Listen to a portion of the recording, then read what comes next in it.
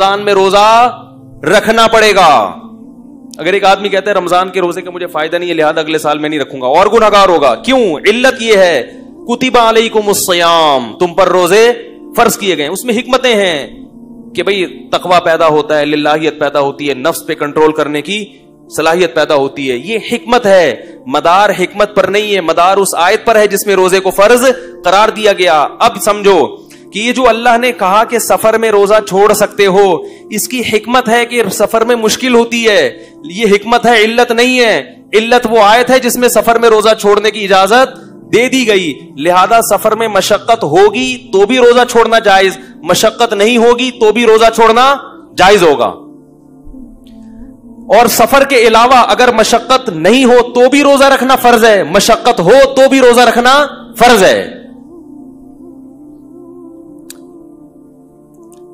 D S P صاحب کو phone کریں بھائی, بہت دن ہو گئے, دھمکیاں نہیں دی ہیں نا, معاملہ خراب ہو گیا. پنجاب میں ہوتا نا تو سمجھ جاتے تو تڑپ جاتے, سمجھ رہے ہو؟ تو اب آئی سمجھ میں بات. اللہ نے مرض میں اجازت دی, اور یہی وجہ ہے کہ مرض اگر بڑھنے کا اندیشہ ہو تو روزہ چھوڑنا جائز ہے, چاہے مرض چھوٹا ہو یا زیادہ ہو. لہذا اللہ نے کہیں بھی نہیں قرآن میں کہا کہ کل اگر پیپر ہے تو روزہ چھوڑ دو, کیونکہ اگر اس پر مدار رکھا جاتا ہے نا حقیقی مشقت پر, کہ واقعی اگر مشقت ہے تو روزہ چھوڑ دو, تو مسئلہ پھر بڑا گمبھیر ہو جاتا. کیوں؟ اس لیے کہ میں یہ کہتا کہ گرمیوں میں مجھے کیا ہوتی ہے, تکلیف ہوتی ہے. ایک آدمی کے لیے کل پیپر کی وجہ سے روزہ چھوڑا جا سکتا ہے, تو میرا پیپر نہیں بھی ہے, مجھے جون کا روزہ ویسے ہی سمجھ میں نہیں آتا میرے. تو یہ تو ایک عجیب بھیڑ چال بن جاتی. وہ رکھ رہا ہے, وہ نہیں رکھ رہا, وہ کہہ رہا ہے مجھے تکلیف ہے, وہ کہہ رہا ہے تکلیف نہیں ہے, وہ کہہ رہا ہے تکلیف نہیں ہے, تو پھر روزہ کا ثواب کیا ہے؟ تو روزہ کو تو نام ہی مشقت کا ہے.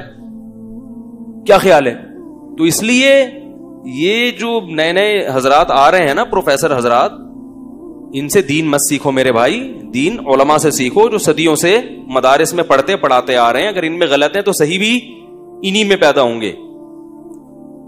اسی وجہ سے تمام فقہا کا اجماع ہے کہ کیسی ہی شدید مشقت ہو, اگر سفر نہیں ہے اور مرض نہیں ہے تو آپ کو روزہ رکھنا پڑے گا. یہاں تک کہ کوئلے کی کان میں کام کرنے والا مزدور جو 1 منٹ پیاس پانی کے بغیر گزارا نہیں کر سکتا, اس کو بھی روزہ رکھنا پڑے گا.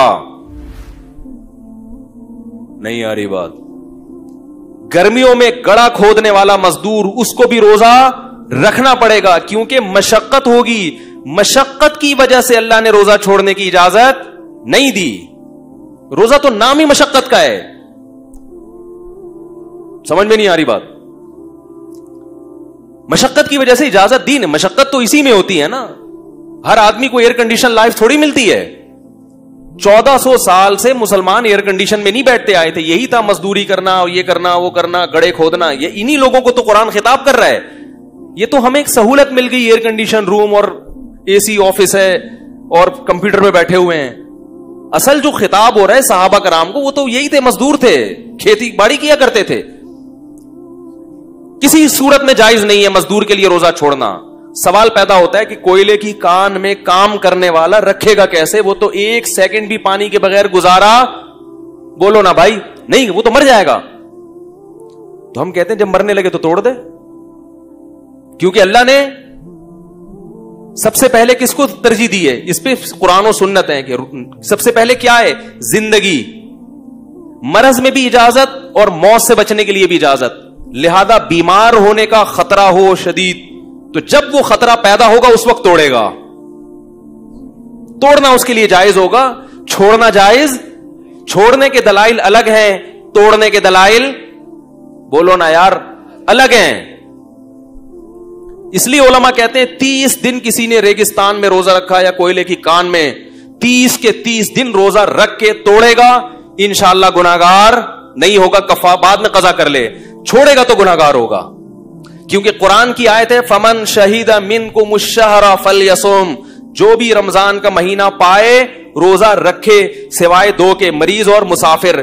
کوئلے کی کان میں کام کرنے والا اس من کے مفہوم میں داخل ہے, جو بھی کے مفہوم میں داخل ہے. لہذا وہ بھی روزہ رکھے گا, پھر عذر کی وجہ سے توڑے گا. اب اگر کوئی کہ یار جب رکھ کے توڑنا ہی ہے تو ایسے رکھنے کی کیا ضرورت, تو یہ آپ کی اپنی رپورٹ ہے, آپ کی اپنی منطق ہے جو اللہ کے قانون میں نہیں چلے گی. اس کی مثال ایسے ہے کہ آپ کے کو غسل کے لیے پانی نہیں مل رہا, غسل کے لیے آپ کو پورا جسم ناپاک, آپ کا احتلام ہوا, جسم میں ناپاکی لگی, پانی نہیں مل رہا. اللہ کہتے ہیں مٹی پہ یوں ہاتھ مارو, یوں مارو, نماز پڑھو. آپ کہیں یار یہ جب پورا جسم لت پت ہے نجاست میں, یہ یوں کیا, یہ اس سے کیا کو پاک تھوڑی ہو جاؤں گا میں نہیں پڑھ رہا ہے, مجھے گندگی میں نہیں ہے, قضا کرنے کا گناہ ہوگا کہ نہیں ہوگا؟ بھائی تم اپنی عقل کیوں لڑا رہے ہو؟ اللہ نے کہہ دیا کہ تم یوں کر لو تو میں اس کو, اور نیت کا فرق ہے. وضو کی نیت سے وہی کام کرو گے تو باوضو کہلاؤ گے, غسل کی نیت سے یہی 2 ضربے مارو گے تو یوں سمجھا جائے گا جیسے غسل کر کے آئے ہو. یہی وجہ ہے کہ فقہا نے لکھا ہے, اس لیے کہتا ہوں فقہا کو فالو کرو. خدا کی قسم ان جیسا دماغ کسی کے پاس نہیں ہے, لوگ پڑھتے نہیں ہیں. فیس بک پہ ایک بہت بڑے فنٹر ہیں, ان کے روز کوئی بڑی شائستہ اردو میں, جیسے مرزا غالب کے کوئی خاندان کے فردوں, بڑی شائستہ اردو میں نا کوئی نئی نئی چیز روزانہ مضمون لے کر آ رہے ہیں. میں ان کا جواب نہیں دیتا. وہ کہتے ہیں اصل میں یہ فقہا نے جب فقہ کو مرتب کیا تھا تو وہ بڑی گاڑی اردو ہے, مجھے وہ اتنی آتی بھی نہیں ہے. وہ اس کے ان جن پیرایوں میں اور جس سیاق و سباق میں تھا, تو اس فقہ کو نئے سرے سے ریفائن کرنے کی ضرورت ہے تاکہ موجودہ زمانے کے مسائل پر وہ کیا ہو. جبکہ میں اس شخص کو ذاتی طور پر جانتا ہوں, جامعۃ الرشید کا بھاگا ہوا. فقہ اس نے پڑھی نہیں ہے, نہ فقہ کی کتابیں پڑھی ہیں, اور تبصرہ کر رہے ہیں کس پر کہ یہ فقہ پرانی ہو چکی ہے, نئے زمانے کے لیے الگ چاہیے. بھائی ایک چیز آپ نے پڑھی نہیں ہے, آپ بیٹھ کے کیسے تبصرہ کر رہے ہو؟ تو خیر, اسی طرح یاد رکھو کہ یہ سفر میں نماز کا مسئلہ ہے. سفر میں جو اللہ نے 4 کی 2 کر دی, اس کا مدار مشقت پر نہیں ہے, اس کا مدار کس پر ہے؟ سفر پر. سفر میں ٹینشن ہو یا نہ ہو, آپ کو 4 کی کتنی کرنی ہے؟ 2. بعض ائمہ کے نزدیک 2 واجب ہیں, جیسے حنفیہ کے نزدیک, اور بعض کے نزدیک 2 بھی جائز, 4 بھی جائز. لیکن جو رخصت کا مدار ہے وہ سفر پر ہے. مشقت ایک حکمت ہے, جبکہ جماعت چھوڑنے کا جو مدار ہے وہ سفر پر نہیں ہے, وہ حقیقی مشقت پر ہے. اگر واقعتاً کوئی ٹینشن ہے, کوئی مشقت ہے, تو سفر ہو یا حضر کبھی کبھار جماعت چھوڑی جا سکتی ہے. جیسے کبھی بیمار ہے یا تھکا ہوا ہے بہت زیادہ, کبھی کبھار, یا بھوک لگ رہی ہے اور کھانا سامنے آ گیا, اب اس کو پتا ہے میں نماز پڑھنے جاؤں گا تو دل کہاں اٹکا رہے گا ادھر, تو یہ ایک حرج ہے, اس میں جماعت چھوڑ سکتے ہیں آپ, عادت نہ بنائی جائے. تو یہ کنڈیشن سفر میں ہوگی تو بھی چھوڑ سکتے ہیں, حضر میں ہوگی. سفر میں اگر آپ کو تھکاوٹ ہے, آپ کو ڈر ہے ٹرین نکل جائے گی, چھوڑ سکتے ہیں مسجد کی جماعت, اپنی تو کرانی پڑے گی. یا یہ کہ میں تھک چکا ہوں, نیند میری پوری نہیں ہوئی ہے سفر کی وجہ سے, تو نیند حضر کی ہو یا سفر کی ہو, ایک عذر ہے, بیمار ہونے کا خطرہ ہوتا ہے, اسٹے کریں گے جا کے, کہیں قیام کیا, بھائی 10 دن مری کے کسی ہوٹل میں ٹھہر گئے آپ جا کے, اب آپ کو مشقت نہیں ہے. اب آپ پر لازم ہے کہ قریب کی مسجد میں اچھے بچوں کی طرح, جیسے باقی لوگ نماز پڑھتے ہیں, آپ بھی وہاں جا کے اچھے بچوں کی طرح فجر کی بھی, ظہر کی بھی, عصر کی بھی, مغرب کی بھی, عشاء کی نماز پڑھیں وہاں جا کے.